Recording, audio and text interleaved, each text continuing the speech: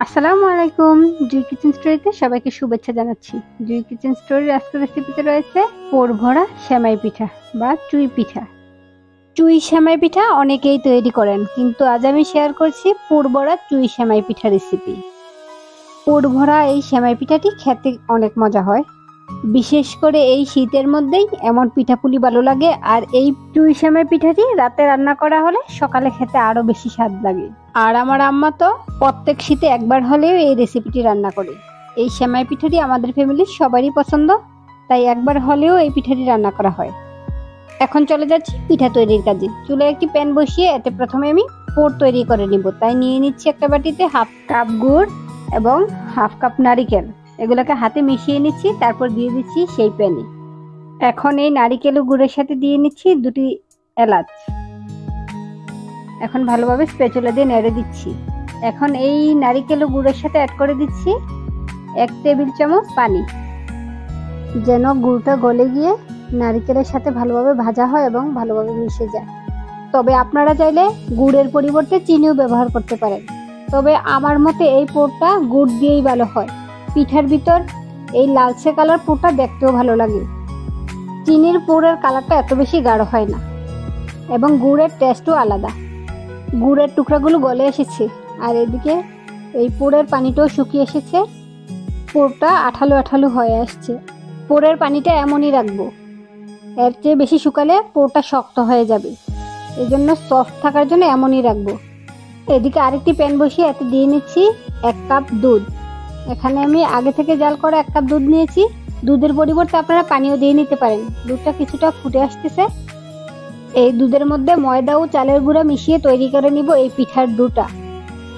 এই তো দুটো ফুটে উঠেছে। এখন আমি এখানে হাফ কাপ চালের গুঁড়া ও হাফ কাপ ময়দা মিশিয়ে দিয়ে দিয়েছি। চালের গুঁড়ো ও ময়দার মিক্সচারটা দেওয়ার সাথে সাথে ডেকে দিয়েছি। 2 মিনিট পর ডাকনা উঠিয়ে স্প্যাচুলা দিয়ে মাছ বরাবর একটু নেড়ে দিচ্ছি। এখন আবারও ডাকনা দিয়ে ডেকে রেখে দিব। এখন ডাকনা দিয়ে ডেকে রান্না করব 3 মিনিট। 3 মিনিট এখানে ভাপে রেখেছি।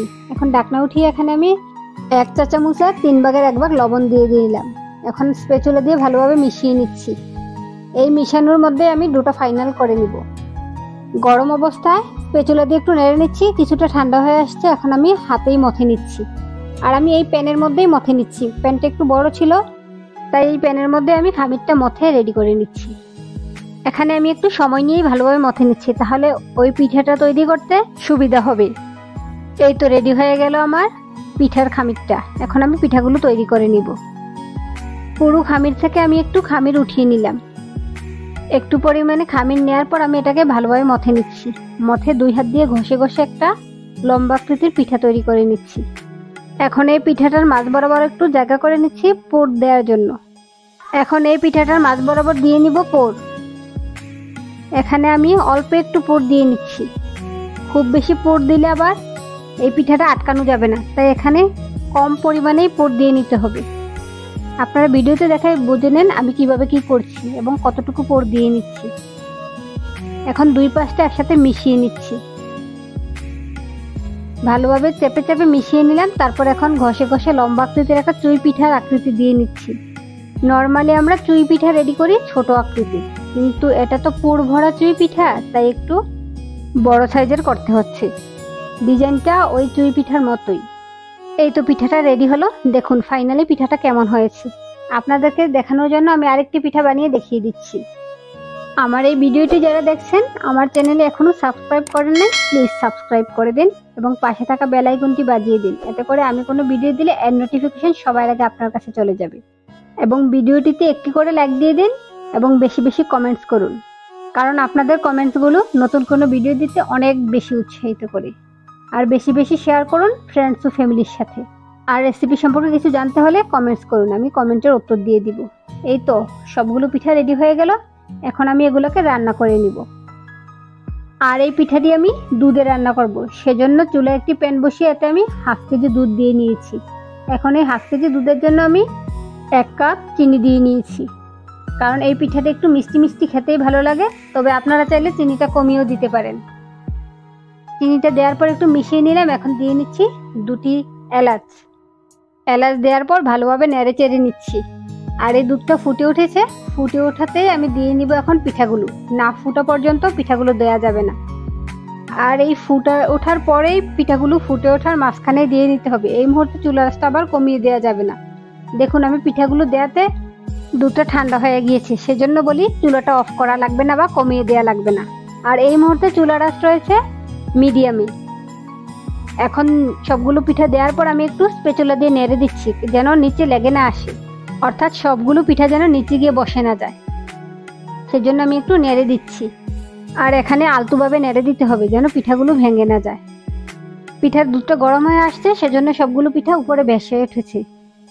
এখন ফাইনালি বলক চলে আসছে, আর পিঠাগুলোকে আমি একটু পরপর নেড়ে নেড়ে রান্না করে নিচ্ছি। দুধটাতে ভালোভাবে বলক আসার পর আমি চুলাটা একটু কমিয়ে দিয়েছি। আর এই মুহূর্তে চুলার আঁচ রেখেছি মিডিয়াম ও লয়ের মাঝে।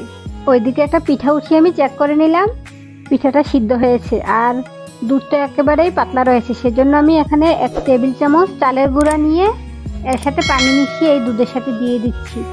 এতে করে দুধটা একটু গাঢ় হবে। আর আপনারা চাইলে পাতলা দুধটাও রাখতে পারেন, তবে একটু গাঢ় গাঢ় হলেই ভালো লাগে। সেজন্য এই রেসিপিটার ক্ষেত্রে আমি চালের গুঁড়া পানি দিয়ে মিশিয়ে এই দুধে দিয়ে দিই।